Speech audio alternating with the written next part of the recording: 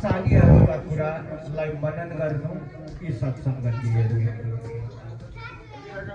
भागवतको कथा अर्थात् भगवानका 10 अवतारको सार संक्षेप कथा वर्णन गर्दैछु म। भगवानका अवतार त अनगिन्ती छन्, त्यसबाट पनि 24 अवतार प्रभुका मानिन्छन्। त्यसबाट पनि घटाउँदा भगवानका 10 अवतार चाहिँ अम्लामा गन्न सकिने अवतार भए 10 अवतार। ती 10 अवतार भनेका मत्स्य कूर्म वराहश्च नारसिंहस्तु वामन रामो रामश्च कृष्णश्च बुद्ध कल्की तथैव च भनेर भगवानका 10वटा अवतारको वर्णन आउँछ। एउटा अवतार हुनै छ भनेर पनि भागवतले वर्णन गर्छ। 9वटा भगवानका अवतार पूर्ण भइसकेका छन्। सर्वप्रथम मत्स्य अवतारबाट प्रारम्भ गरौँ। भगवानले माछाको अवतार लिनुभएको छ। मैले बिहान मत्स्य कुरोमा यसो मुद्रा गर्न सिकाउँदा माछाको आकार प्रकार पनि हातले बनाइन्छ। जसरी भगवानलाई भोग लाउँदा त्यस्तै माछाको अवतार प्रभुले लिनुभयो। के कारण पर त माछा हुनुपर्ने भगवानले? माछा त गन्धे हुन्छ, पानीमा बस्छ, फोहोरमा पनि बस्छ। माछाले त जेसुकै खान्छ पनि। त्यति राम्रो प्राणीमा मानिँदैन माछालाई। पानीबाट निकालेको माछा गनाउँछ पनि। त्यति बसिरहेकोले सबै शरीरभरि लेउ लागेको हुन्छ, के हुन्छ। त्यसैले माछाको गन्ध आउनेलाई पुराणमै एकजना एउटी रानीको नाम नै मत्स्यगन्धा भन्ने। मत्स्यगन्धा किन मत्स्यगन्धा भनेको? माछाको गन्ध भएकी थिए। त्यसै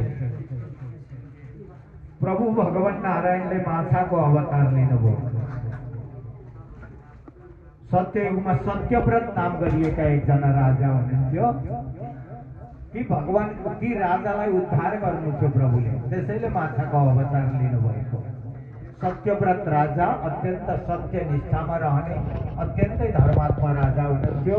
एक दिन नदीमा गएर स्नान गरेर यसो स्नान पश्चात अञ्जलीमा पानी लिएर सूर्यलाई अर्घ गर्दै हुनुहुन्थ्यो। सूर्यलाई पानी चढाउँदै हुनुहुन्थ्यो। सूर्यलाई पानी चढाउने मनसायले अञ्जलीमा भरेको पानीमा एउटा सानो माछाको बच्चो आउँछ। सत्ययुगको कुरा भएको हुँदा त्यतिखेर पशु प्राणीहरू सबै मान्छे जसरी नै बोल्दथे। बुझिन्थ्यो उनीहरू बोलेको र दोहोरो वार्तालाप पनि हुन्थ्यो। सत्ययुग त्रेतायुगमा त्यो शक्ति थियो। तर आज हामी पशुले के भन्दैछ बुझ्दैनौँ, प्राणीहरूले अरू प्राणीहरूले के भन्दैछ बुझ्दैनौँ हामी। त्यो हाम्रो अल्पज्ञता र बुद्ध थियो त्यतिखेर। अनि त्यो हातमा आएको माछालाई फेरि पानीमै फाल्दिन खोजे राजा सत्यव्रतले।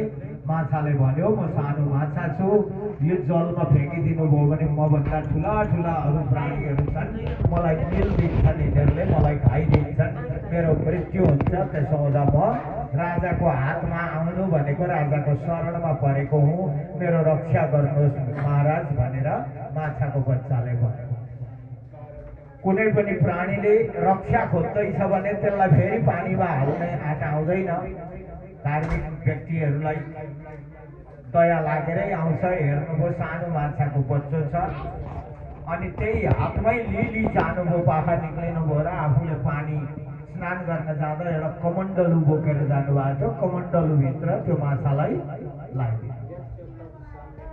अनि स्नान गरिसकेर लुगा कपडा फेर्नुभयो, कमण्डलुमा पानी भर्नुभयो, एउटा माछाको बच्चो पनि लिएरै आउनुभयो, राख्नुभयो। अब यही कमण्डलुमा बसिरहेको थियो भन्ने लाग्यो। कमण्डलुमै छोड्नुभयो। ती यसो चारो लगेर दिनुभयो।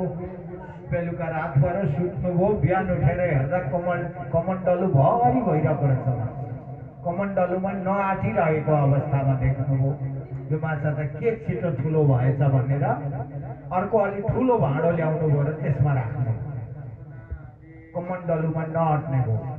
बेलुका भयो, भोलिपल्ट बिहान उठेर हेर्दा त्यो भाँडो पनि भरिराख्यो। फेरि भोलिपल्ट अर्को ठुलो खड्कुलो ल्याउनु भयो र त्यसमा पानी हालेर राख्नुभयो।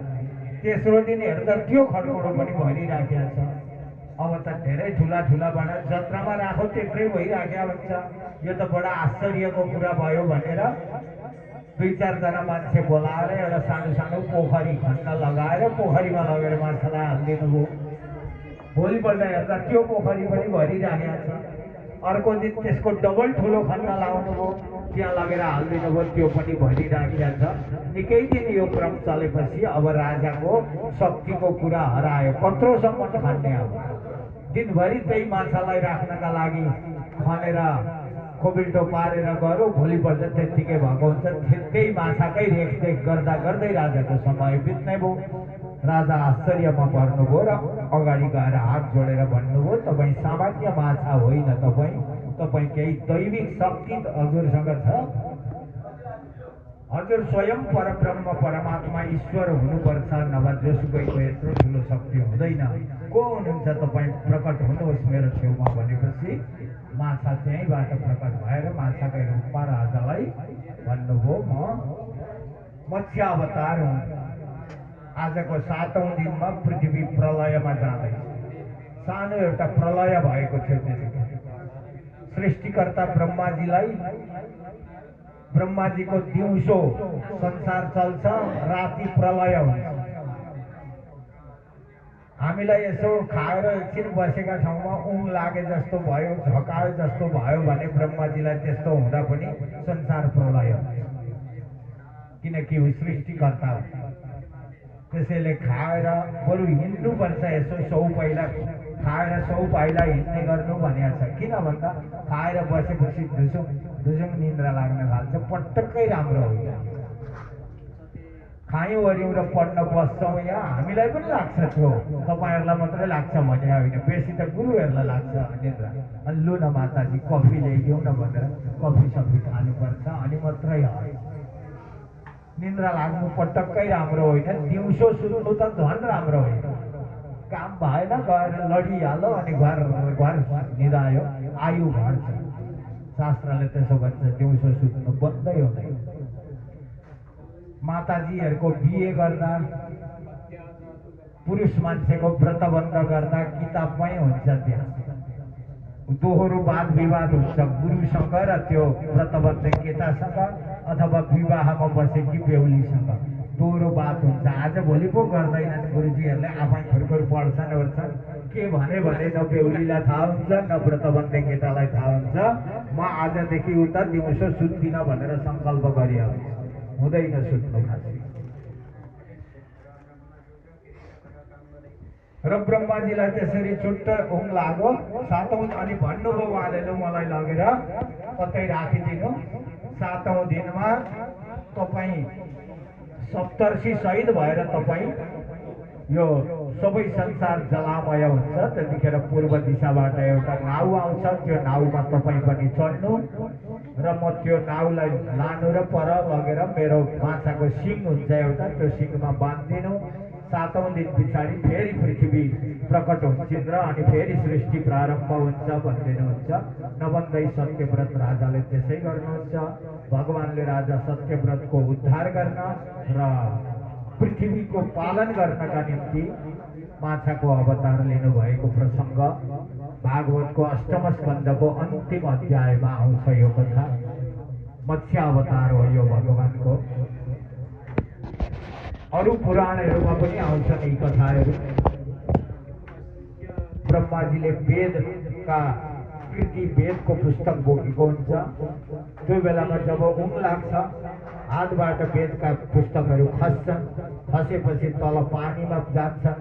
पानीमा पुगेका ती वेदका ऋचाहरू भएका ती मन्त्रमय ती पन्नाहरूलाई चाहिँ राक्षसहरूले आएर उठाउन लाग्छन्। वेद भनेको त सृष्टिको सम्पत्ति हो। त्यसैले भगवानले त्यतिखेरै माछाको अवतार लिएर पानीमा को छिटो, कुन प्राणी छिटो दगुर्छ भन्दा माछा तुरन्त गएर सबै वेदका ऋचाहरू सबै पन्नाहरू भेला पारेर अनि ल्याएर ब्रह्माजीको हातमा दिनुभयो। वेदको रक्षाको निम्ति भगवानले मत्स्य अवतार लिनुभयो। र 10 अवतारमा पहिलो अवतार माछाको अवतारको कथा सुनाए। दोस्रो अवतार कूर्म अवतार हो भगवानको। समुद्र मन्थन भएको थियो एक समयमा। देवता र राक्षसहरूको, देवता र दैत्यहरूको झगडा परिरहन्थ्यो। यस्तैमा एकपल्ट दानवहरूले देवताहरूलाई जिते, स्वर्ग आक्रमण गरे, स्वर्गको सिंहासनै राक्षसहरूले लिए। इन्द्र सहित देवताहरू त्यहाँबाट भागेर अन्यत्र कतै गएर रूप बदलेर जङ्गलतिर लुकेर बस्नुपर्ने अवस्था भयो। धेरै लामो समयसम्म यसरी देवताहरूलाई दुःख पाएपछि देवताहरू सबै मिलेर ब्रह्माजीको शरणमा पुग्छन्। ब्रह्माजी शहीद भएर भगवान नारायणको क्षीर सागरमा गएर स्तुति गर्छन् र दानव पक्षले देव पक्षलाई जिते धेरै लामो समयदेखि राज्य गरिरहेका छन्। हामीलाई छेउछाउ पर्न दिँदैनन्, बलशाली बनेका छन् प्रभु। हाम्रो राज्य खोसियो, हाम्रो वासस्थान खोसियो, हामी त शरणार्थी बन्यौँ, जङ्गलमा गएर अर्काको आश्रयमा बस्नुपर्ने अवस्था आयो भनेर भगवानसँग बिन्ती भाव गरेपछि भगवानले देवताहरूलाई भन्नुभयो, जानु तपाईँहरू, काम परेको बेलामा जोसँग पनि मिल्न सक्नुपर्छ। दानवहरूसँग पनि मिल र दुई पक्ष मिलेर समुद्र मन्थन गर्नुपर्छ। समुद्रबाट अमृत प्राप्त हुन्छ, त्यो अमृत अनि हामीले खानुपर्छ। म देवताहरूलाई बाँड्ने साँझो पाँझो मिलाउँछु, त्यस पछाडि तिमीहरू बलवान हुन्छौ अनि त्यहाँबाट आफ्नो राज्य प्राप्त गर्छौ। कसैले अर्कालाई उद्धार गरेर हुँदैन, आफ्नो स्थान प्राप्त गर्दा आफै कम्मर कसेर लाग्नुपर्दछ, आफै कोसिस गर्नुपर्दछ, आफै परिश्रम गर्नुपर्दछ। मैले तिमीहरूलाई बाटो देखाइदिएँ, तदनुरूप काम गर्यौ भने तिमीहरूको जित हुन्छ भनेर भगवानले भन्दिनुहुन्छ। देवताहरू फिर्केर आउँछन्, बैठक बस्छ, मिटिङ बस्छ। अब दानवहरू त मान्दैनन् हामीले भनेको, भन्दा होइन गएर भनेपछि किन मान्दैन। दाजुभाइ हुन्, एउटै बाबुका छोराछोरी हुन्, देवता र दानव बनेका। आमा दुईटी भए पनि बाबा एउटै हो। त्यसो दाजुभाइका बिचमा कहिलेकाहीँ मनमुटाव भए पनि जहिल्यै भइरहनु राम्रो होइन। हामी अब मिलेर समुद्र मन्थन गरौँ भनेर सन्धि गर्नु पर्यो, मिल्नु पर्यो उनीहरूसँग भन्ने कुरा सिकाउनु भएको थियो भगवानले। अनि आए देवराज इन्द्र, अन्य प्रमुख देवताहरू गएर दानवका पक्षका राजा त्यतिखेर बलि हुनुहुन्थ्यो, बलिलाई गएर बलि पनि भगवानका अत्यन्त ठुला भक्त थिए। त्यसो हुँदा हामी समुद्र मन्थन गरौँ, अब त्यहाँबाट अमृत प्राप्त हुन्छ। त्यो जुन महत्त्वपूर्ण फल हो, त्यो प्राप्त भएको परिश्रम पछि पाइएको मिठो फल सबैले बाँडेर खाउँला, समुद्र मन्थन गरौँ भनेर प्रस्ताव राख्यो। दानव पक्षले पनि माने त्यो कुरा, नभन्दै समुद्र मन्थन हुने भयो। के गरी मन्थन गर्ने? अब मन्थन भनेको त हामीले वहाँ मोही पारे जस्तो हो। समुद्रलाई चाहिँ एउटा दहीको रूपमा मानेर मदानी ल्याएर नेती ल्याएर पार्नु पर्यो। अनि पर्वतलाई त्यहाँ ल्याउने कुरा भयो।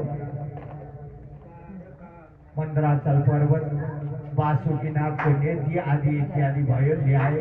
भगवानले धेरै ठुलो सहयोग गर्नुभयो ल्याउनमा। देवताहरूले ल्याउन सकेनन् त्यो पर्वतलाई उठाएर। भगवान आएर गरुडको डडल्लामा राखिदिएर ल्याएर समुद्रमा ल्याएर राखिदिनु भयो। समुद्र मन्थन प्रारम्भ भयो। तर अब पानीमा त्यो पर्वत लगाउने बित्तिकै पर्वत डुब्दै डुब्दै उँधो गयो। मदानी नै भाँचिँदै गयो, खिँदै गयो एकछिनमै भने त नौनी निस्किने कुरा भएन। त्यसैले अब भगवानलाई पनि बडा त्राई पर्यो। त्यतिखेर प्रभुले कुर्म अवतार लिनुभयो, कछुवाको अवतार लिनुभयो र त्यो मन्दराचल पर्वतको तलतिर गएर बसिदिनुभयो। भगवानका डडल्लामा चाहिँ त्यो पर्वत पऱ्यो र अनि पार्न थाले देवता र दानवले, घर्षण गर्न थाले र त्यहाँबाट अमृत प्राप्त भएका कथाहरू यहाँहरूले सुन्नुभएकै छ।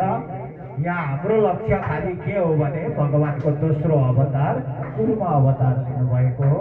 समुद्र मन्थनको बेलामा मन्दराचल पर्वतलाई पातालतिर भासिनबाट रोक्न भगवानले दोस्रो कुर्म अवतार लिनुभयो।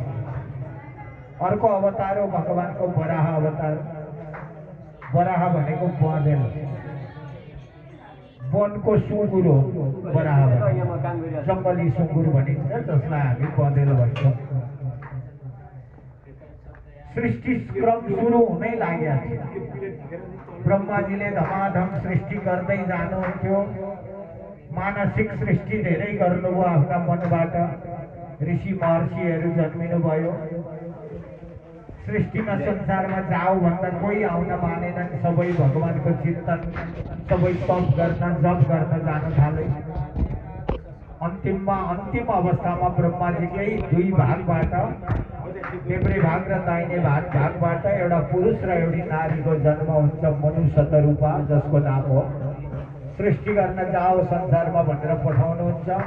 उनीहरू आउँछन्। आएर हेर्दा पृथ्वी भएको ठाउँमा पृथ्वी देख्दैनन् र फेरि गएर ब्रह्माजीलाई हामीलाई सृष्टि त गर्नुभयो, सृष्टि गर्न हराउनुभयो, तर जहाँ गएर सृष्टि गर्ने हो पृथ्वी नै छैनन् भन्ने कुरा गरेपछि फेरि गएर ब्रह्माजीलाई भनेपछि ब्रह्माजीले भगवानको स्मरण गर्नुभयो।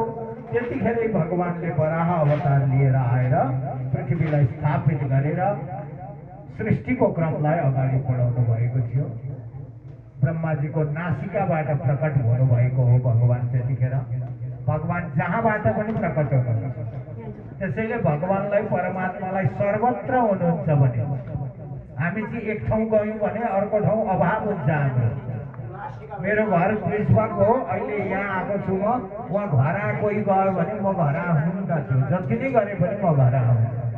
तपाईँहरू पनि आफ्नो घरबाट यहाँ पुराणाहरू त्यहाँ भनेर आउनु भएको छ, उहाँ घर माताजी खोइ भनेर जति नै खोज्नु न पाइँदैन। हामी मानव हौँ, त्यसैले त्यत्रो शक्ति हुँदैन। भगवान चाहिँ यहाँ पनि उपस्थिति हुन सक्नुहुन्छ। उही घरमा पनि खोज्ने हो भने भगवान उहाँ पनि प्राप्त हुन्छ। अनेक रूपमा भएको त कथाहरू सुनेकै छौँ हामीले। भगवानका अनेक रूप, गोपिनीहरूका एउटी गोपिनीसँग एक स्वरूप भगवानले नृत्य गरेका रासलीलाका कथाहरू सुनेकै छौँ हामीले। पछि 16,108 रानीहरू विवाह गरेर प्रत्येक घरमा भगवान बस्नुहुन्थ्यो, प्रत्येक श्रीमतीसँग बस्नुहुन्थ्यो। त्यो बसेकी रुक्मिणीलाई, सत्यभामालाई, ती जे जति उहाँका पटरानीहरू थिए उनीहरूलाई लाग्थ्यो भगवानका लागि म चाहिँ साह्रै प्यारी रहेछु, यो अरू कहाँ त कहिल्यै जानुहुन्न, प्रभु मेरैमा बसिरहनुहुन्छ भन्ने प्रत्येकका मनमा लाग्थ्यो। त्यही हो परमात्माको शक्ति, सबैलाई सन्तुष्ट दिलाउन सक्ने, सबैले खोजेको ठाउँमा सबैका अगाडि उपस्थित हुन सक्ने, सबैका अगाडि काहीँ पनि अभाव नहुने, सबैतिर तरजुक्त हुन सक्ने र मिल्न सक्ने शक्ति नै परमात्मा शक्ति। त्यसैले भगवान जहाँबाट पनि प्रकट हुन्छ। ब्रह्माजीका नाकबाट तिमीहरूका भगवान जन्मिँदा रहेछन् भन्छन् हामीलाई पनि। वैदिक धर्मावलम्बी भन्दा इतरकाले तिमीहरूका भगवान त ब्रह्माका नाकबाट पनि प्रकट हुँदा रहेछन्। अर्थ के को नासिका केबाट होइन, हाम्रा भगवानका खामाबाट पनि प्रकट हुन्छ। खामा फुटाएर नृसिंह अवतार लिनुभयो, खामाबाट पनि प्रकट हुनु। मरेको मान्छेको शरीरबाट पनि प्रकट हुनु। राजा वेदको शरीर मृत्यु भएको थियो, पापी थियो, राज्य सञ्चालन गर्नु थियो, अरू सन्तान जन्मिएका थिएनन् राजाका। ऋषि महर्षिहरूले त्यो मरेको राजाको लासलाई मन्थन गरेर त्यहाँबाट भगवान प्रकट गराएका। त्यसैले हाम्रा भगवान वायु सरह, हावा सरह, जहाँ हावा पुग्या नपुग्या ठाउँ हुँदैन, त्यस्तै परमात्मा जहाँसुकै पुग्नुहुन्छ। र सृष्टिकर्ता ब्रह्माको नासिकाबाट भगवान प्रकट हुनुभएर पृथ्वीलाई स्थापित गर्नुभयो। यो भगवानको वराह मत्स्यकुर्म वराह नृसिंह अवतार भगवान प्रहलादको रक्षा गर्न, हिरण्यकश्यपलाई नष्ट गराउन प्रकट हुनुभएका कथा यहाँले सुन्दै गए। खावाबाट प्रकट हुनुभएको थियो। अनि अर्को भगवानको वामन अवतार कश्यप र अदितिका अतिथिलाई बाबा आमा बनाएर भगवान वामन रूपमा प्रकट हुनुभयो। सानो स्वरूपमा व्रतबन्ध भएपछि बलि राजाको सेखी झार्नु थियो। बलि भगवानका अत्यन्त प्रियतम भक्त थिए। भक्तले घमण्ड गर्यो भने भगवानलाई मन पर्दैन। आफ्ना भक्तले घमण्ड गरेको मन पर्दैन थियो। त्यसैले बलिको घमण्डलाई दूर गर्नका निम्ति नै भगवानले अवतार लिनुभयो। गएर केही माग्नुभयो, पछि भगवानले सबै नापिदिनु भयो र आफ्नो माग्नुभयो। बलिले अनि थाहा पाए भगवान आउनु भएको छ भन्ने कुरा। त्यस पछाडि भगवानका श्रेष्ठतम भक्त बने बलि। बलिको उद्धारका निम्ति बलिलाई भगवानले दर्शन दिनका निम्ति नै वामन अवतार भएको हो र बलिको घमण्डलाई दूर गर्नका निम्ति नै वामन अवतार भगवानले दिनुभएको छ। नरसिंहस्तु वामन रामो रामश्च। अर्को अवतार भगवानको अयोध्यामा राजा दशरथका छोरा बनेर भगवान राम, जसलाई हामी मर्यादा पुरुषोत्तम भगवान राम भन्छौँ, रामको अवतार हुनुभयो दशरथका छोराको रूपमा। 51-52 वर्षको बन्नु भएको थियो राजा दशरथ। सन्तान थिएनन्। 3-3वटी रानीहरू थिए घरमा, तर पनि भगवानको इच्छा भएको थिएन। राजा दशरथका कुनै सन्तान थिएन। वृद्ध अवस्था भएको थियो। राजा दशरथ बडा शक्तिशाली राजा थिए। संसारको मात्रै होइन, स्वर्गमा गएर पनि देवता र दानवको लडाईँ हुँदाखेरि देवताहरूलाई सहयोग गर्न राजा दशरथ स्वर्गसम्म पनि जानुहुन्छ र देवताका पक्षबाट लडाईँ गरेर दानव पक्षलाई पराजित गर्नुहुन्थ्यो। धेरै लामो समय भयो। वृद्ध अवस्था हुनुभएको थियो। अब उहाँको शरीर पछाडि, उहाँको आफ्नो कार्यकाल पछाडि कसले राज्य गर्छ भन्ने थिएन। कोही पनि उत्तराधिकारीहरू थिएनन्। जुन राजाका घरमा ब्रह्मर्षि वशिष्ठ जस्ता महापुरुष राजपुरोहित हुनुहुन्थ्यो, तर राजा स्वयंले चासो नगरेसम्म ब्रह्मर्षि बनेका वशिष्ठको पनि केही लाग्दैन थियो। तपाईलाई सन्तान चाहिन्छन् भनेर राजगुरुले राजाले चासो नराखिकन भन्न मिल्दैन थियो। सबै आफ्नो आफ्नो क्षेत्रमा सोधेको खण्डमा यावत कुरा बताइदिने, तर नसोधिकन केही भन्नु हुँदैन। यो हाम्रो शास्त्रको यही स्वभाव छ। यस्तै चल्दै आएको छ हाम्रो। नसोधिकन कुनै दिव्य ज्ञानका कुरा दियो भने त्यो सुन्ने मान्छेले यादै गर्दैन, बिर्सिन्छ। उसलाई त्यो ब्रह्म ज्ञान पाए पनि एकदमै उसले चाहिँ सदुपयोग गर्दैन, दुरुपयोग गर्छ त्यसको। त्यसैले कुनै पनि शास्त्रीय भगवानसँग सम्बन्धित जुन आध्यात्मिक ज्ञानहरू हुन्छन्, एकदमै हात जोडेर लो यो कुरा चाहिँ मलाई बताइदिनु पर्यो भनेर गुरु चिनेर गएर नतमस्तक भएर धेरै आग्रह गरेपछि मात्रै त्यो ज्ञानको पोको खोलिदिनुपर्छ र मात्रै त्यो सही सदुपयोग हुन्छ। भने जस्तै दशरथ राजाले मेरा सन्तान छैनन् त गुरुदेव के गर्नु भनेर गुरुदेवलाई एक दिन पनि भन्नुभएको थियो।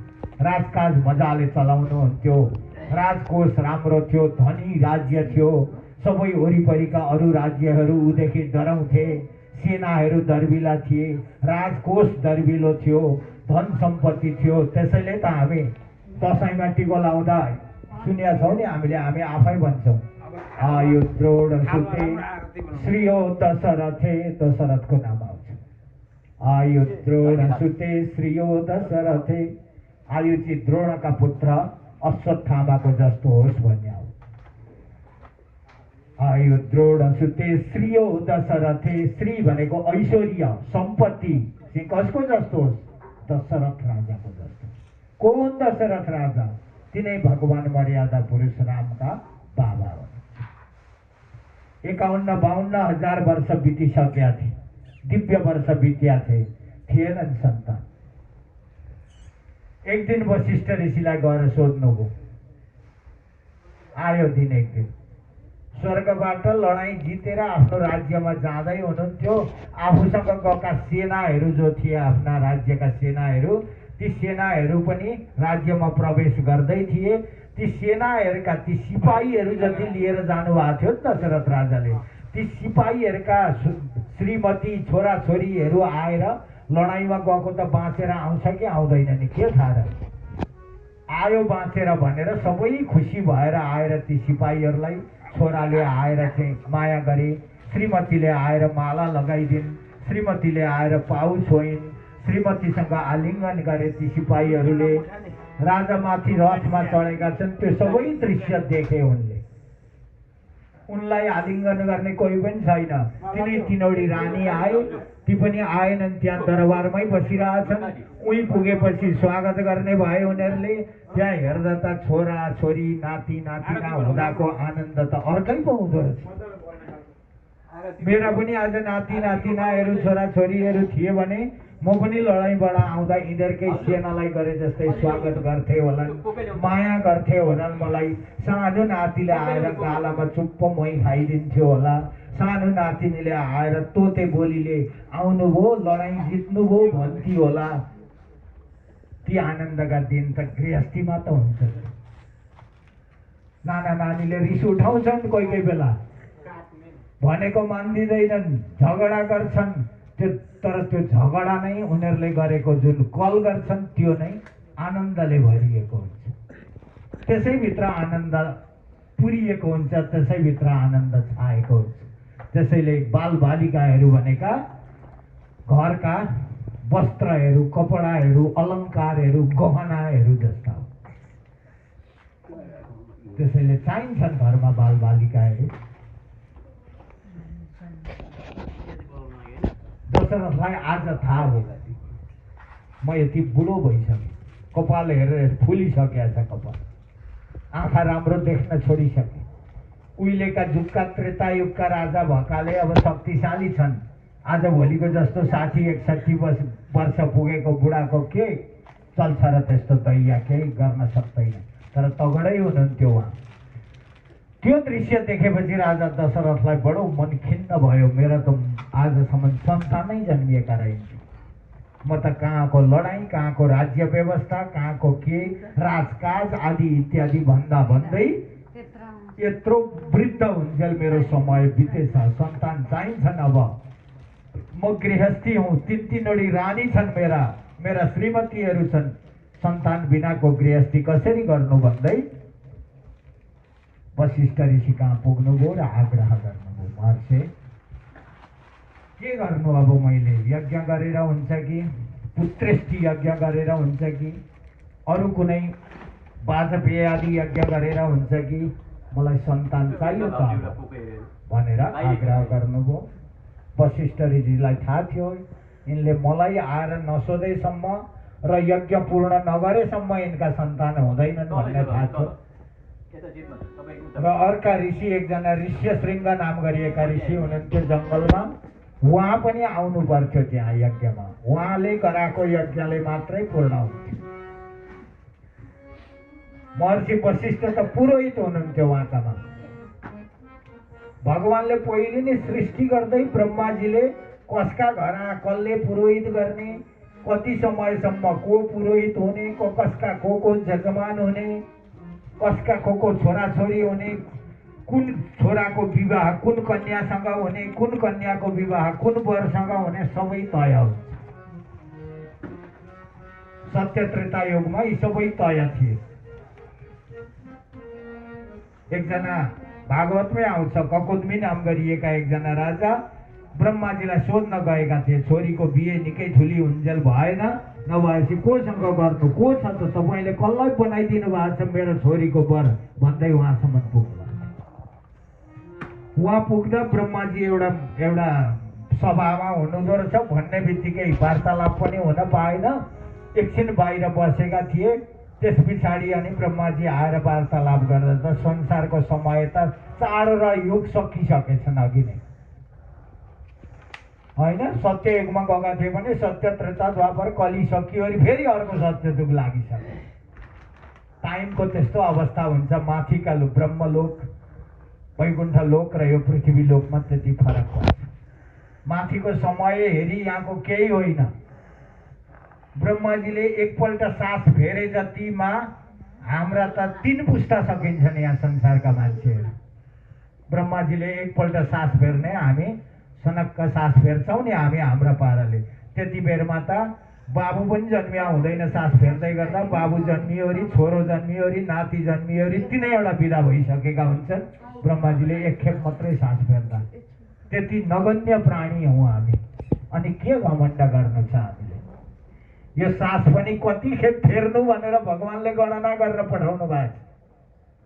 कति लाख कति करोडपल्ट सास फेर्ने हाम्रो छ, त्यो हाम्रो लेखाजोखामा त्यो छ, हाम्रो बचत छ। त्यो ब्याङ्कमा ब्याङ्क डिपोजिट भए जस्तै हाम्रो कति सङ्ख्यामा सास फेर्ने डिपोजिट, त्यो सकिएका दिन बिदा हुनुपर्छ। त्यसैले त्यो सासलाई कम फेर्नु। दम बढेको मान्छे छिटो जान्छ नि, छिटो छिटो फेर्छ अनि जाइहाल्छ होइन? स्या भएको छ, कति छिटो हुनु, छिटो पुगिहाल्छ अनि बिदा हुनुपर्ने अवस्था हुन्छ। त्यसैले सासको गणना हुन्छ, प्रत्येक सास। यसलाई सदुपयोग गर्नुपर्दछ। बेलुका सुतेर बिहान उठेर पहिलो धन्यवाद प्रभु परमात्मालाई दिनु। भगवान, बेलुका सही सलामत सुत्या थिएँ, बिहानसम्म ठिकै रहेछु म, फेरि भोलि बिहानसम्म पनि मलाई यस्तै सुस्वास्थ्य राखिदिनु होला, मेरो सास चलिरहोस् प्रभु। तपाईँकै कृपाद्वारा मेरो सास चलेको हो। तपाईँको कृपा कटाक्ष भएन भने भोलि नै मेरो अन्त्य हुन्छ, भोलि नै म समाप्त हुन्छु। त्यसैले प्रभु हुनुहुन्छ र पो म छु त, हे परमात्मा भनेर प्रत्येक दिन भगवानको सेवा आराधना गरिया बेलामा प्रार्थना अवश्य गर्नुपर्दछ। प्रभुले सानो कुदृष्टि लगाउने बित्तिकै केही लाग्दैन हाम्रो। यस्ता यी अमेरिका, यी यो भएका सिटीहरू सबै एकै दिन ध्वंस हुन पनि सक्छन्, सबै समाप्त हुन पनि सकिन्छ। त्यसमा त प्रभुलाई हर हमेसा स्मरण गर्ने, प्रभुबाटै मेरो चाहिँ सम्बन्ध छ हर हमेसा भन्ने लिइराख्नु पर्दछ। प्रत्येक दिन बिहान उठेर प्रभुलाई धन्यवाद दिन, प्रभुको आराधना गर्न नबिर्सिनु होला, प्रभुसँग सम्बन्ध जोड्न नबिर्सिनु होला। दशरथजी महाराज जानुभयो वशिष्ठ ऋषिलाई भन्न। ती वशिष्ठ ऋषिलाई पनि त्यो सूर्य वंशमा ब्रह्माजीले पठाउनु भएको हो। तपाईँ त्यो वंश अत्यन्त पवित्र वंश छ, महान वंश छ, त्यहाँ गएर पुरोहित गरिदिनुहोस् भनेर पुस्तौँदेखि वशिष्ठ ऋषि त्यहाँका पुरोहित भएर बस्नुभयो। पुस्तौँदेखि सुरुवातमा ब्रह्माजीले मान्नु भएन, अरे जान्न प्रभु, म जान्न पिताजी, मलाई कहाँ पठाउँदै, पुरेत गर्न पठाउँदै हुनुहुन्छ, यो त बडो पुरेत गर्नु भने त निन्दनीय काम हो। यो पुरेत गर्नु भने त एउटा आशा कहिल्यै मर्दैन, एकदम चाहिँ निन्दनीय कर्म हो। सही तरिकाले पुरेत गर्न सकिएन भने पुरोहित आफै डुब्छ, दुष्कर्ममा डुब्छ, नरकमा गएर पर्नुपर्छ। म कसैका घर पुरोहित भएर जान्न भनेर ब्रह्माजीको भनाइलाई वशिष्ठजीले मान्नु भएको थिएन। अन्तिममा निकै ठुलो आश देखाएपछि मान्नुभयो। के भन्नु ब्रह्माजीले? बस 2-4 पुस्ता पछाडि त्यो सूर्य वंशको त्यो जुन घरमा पुरोहित भएर तिमी बस्या हुन्छौ त्यहाँ स्वयं भगवान आउनुहुन्छ। त्यतिखेर तपाईँले भगवान जन्मिएको, भगवानको बाल्यकाल, भगवानले बाल्यकालमा गरेका लीलाहरू सबै आफ्नो प्रत्यक्ष रूपमा देख्न पाउनुहुन्छ। कति सौभाग्य प्राप्त हुन्छ त्यतिखेर, कत्रो पुण्य तपाईँलाई प्राप्त हुन्छ। भगवानका पुरोहित हुन त इच्छा छ होला नि भन्दा हो। त्यसो भने त त्यो वंशमा भगवान आउनुहुन्छ भने त म पुरोहित गर्छु भनेर ब्रह्माजी आउनु भएको। ब्रह्माजीले भनेपछि महर्षि वशिष्ठ आउनु भएको थियो। आज सल्लाह माग्नु हो र त्यो घरमा यज्ञ गरे पछाडि वर्ष दिन पछाडि 4 जना पुत्रहरू जन्मिए, जो हिजोसम्म एउटा पनि सन्तान थिएनन्। आज राम, लक्ष्मण, भरत र शत्रुघ्नका रूपमा भगवान नै 4 अवतारमा प्रकट हुनुभयो बडा सुन्दर तरिकाले। र भगवान रामका चरित्र, बाल चरित्रहरू दिव्य छन्। पछि विवाह गर्नुभयो सीता मातासँग। चारै भाइको एकैचोटि विवाह हुन्छ र जे भए पनि रामायण पढ, भागवत पढ, रामायण, रामको चरित्र, रामका भजन गाऊ, अत्यन्त सुन्दर छन्। राम नाम पनि अत्यन्त मनमोहक छ, अत्यन्त सुन्दर छ, उच्चारण गर्न पनि कुनै मुस्किल पर्दैन। राम भन्न एकदम सहज छ, सुन्दर नाम छ र विवाह गर्नुभयो र रामको चरित्रबाट हामीले आफ्ना आमा बाबालाई गर्नुपर्ने श्रद्धा रामले हामीलाई सिकाएर जानुभएको छ। मर्यादा पुरुषोत्तम भनिन्छ भगवान रामलाई। आमा बाबालाई कस्तो श्रद्धा र भक्ति गर्नुपर्छ माता पिताको भन्ने कुरा रामको चरित्रबाट जानिन्छ। श्रीमान श्रीमतीका बीचमा कसरी रहनुपर्छ राम र सीताको चरित्रबाट त्यो रामायणमा उल्लेख भएका पंक्तिबाट हामीले थाहा पाउँछौँ। सीता वनवास हुँदा पनि जहाँ जहाँ पुगे पनि भगवती सीताको हृदयभित्र राम र रामका हृदयभित्र सीता कहिल्यै हटेनन् हैन। आज भोलिका हाम्रा चेलीबेटी जस्ता थिए भने चारपल्ट डिभोर्स गरिसक्थे होला। सानो यस्तो हात उठाएको खण्डमा पुलिस बोलाइदिन्छन्। आज कति दुःखद कुरा छ। पुरुषहरू पनि भाइहरू पनि भनौँ, आजका भाइहरू पनि अलि सजग हुनुपर्दछ, बहिनीहरूले पनि अत्यन्त सजग हुनुपर्दछ। हाम्रो परम्पराले त्यसलाई मान्दैन। विवाह एकपल्ट भएपछि जीवनभर त्यही विवाहको लगन गाँठोमा बाँधिनुपर्छ।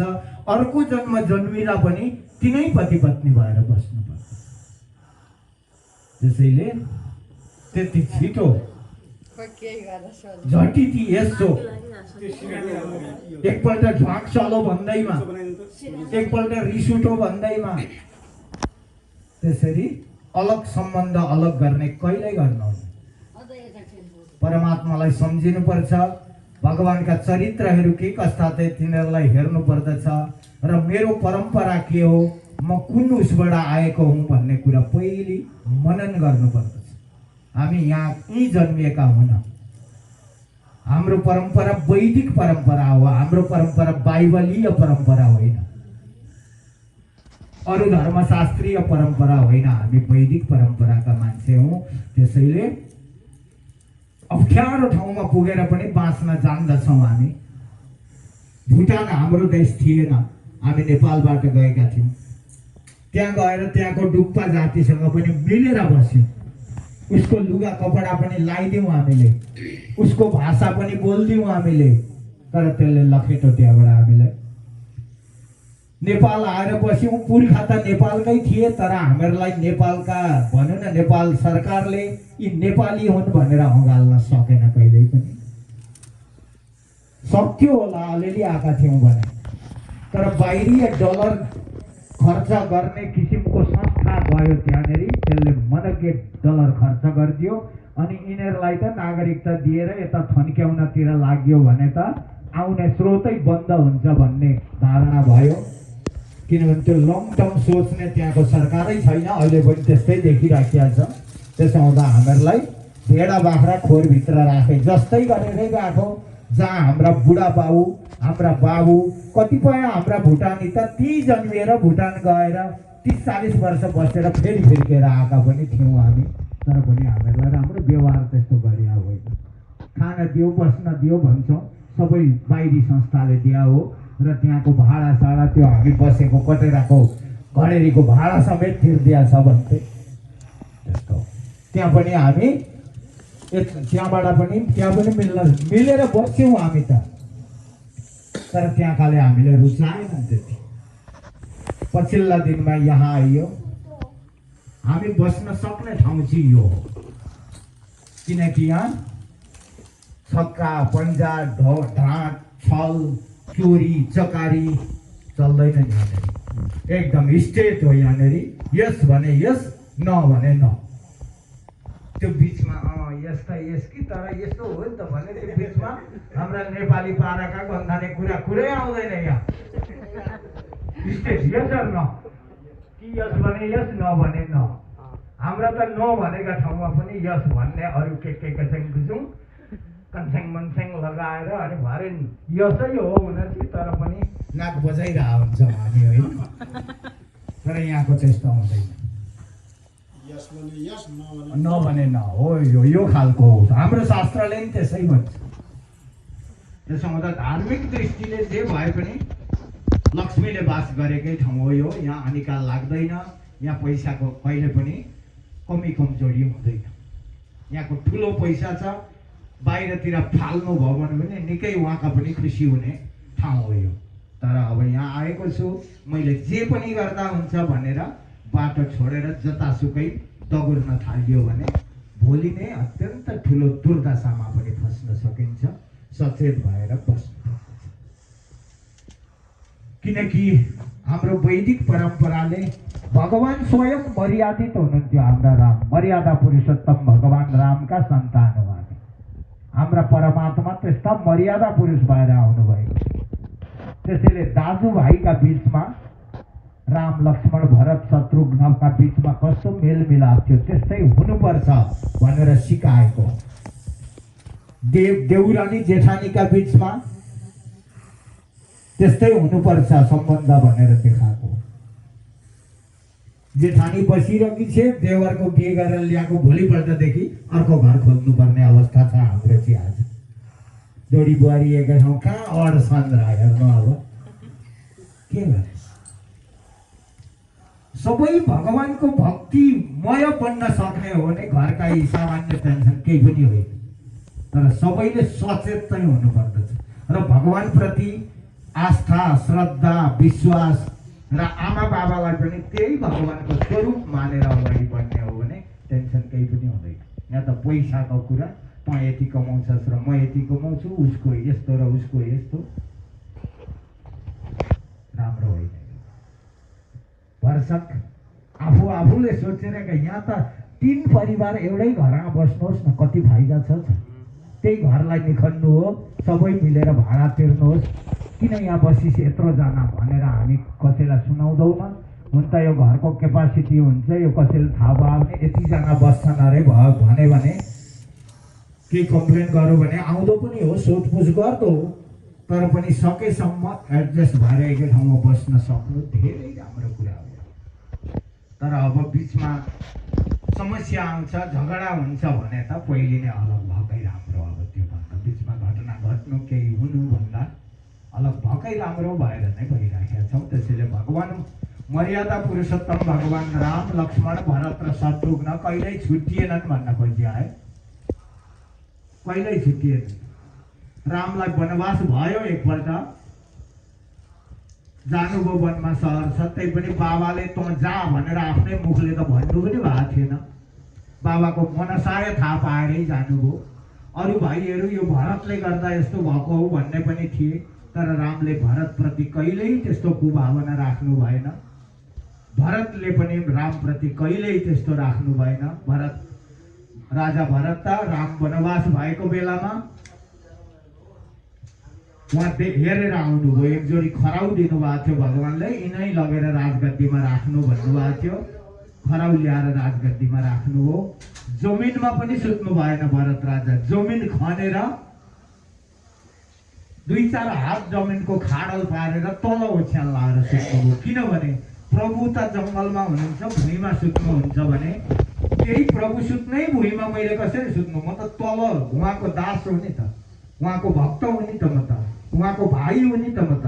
त्यसो हुँदा मैले चाहिँ तल सुत्नुपर्छ भनेर जमिन खनेर तल खाडल खनेर शयन गर्नुभएको छ भरतजीले। हेर्नु दाजुभाइप्रतिको कत्रो अगाध प्रेम छ त्यहाँ। ती प्रेमलाई हेरेर पनि हामीले जान्नुपर्छ। 2 दिनको जीवन छ हाम्रो त। भगवान रामले त 30,000 वर्षसम्म राज्य गर्नुभएको थियो। हामी त 50, 60, 70 वर्षका त हो नि। 70, 80 त्यहाँभन्दा उँभो को गएको छ? कोही पनि गएको छैन। त्यसरी रहनुपर्छ। भगवानको जीवनीबाट, रामको जीवनीबाट त्यो सिक्नुपर्छ हामीले। भगवान राम कन्दमूल खानुहुन्छ जङ्गलमा, पाउनुभयो भने खानुहुन्छ, पाउनु भयो भने खानुहुन्न। मेरा दाजुले त्यत्रो दुःख पाउनु भएको छ, म पनि खान्न केही पनि भनेर भरतजी त्यसै बस्नुहुन्थ्यो व्रत। भरतजीले के खानुहुन्थ्यो थाहा छ नि यहाँहरूलाई?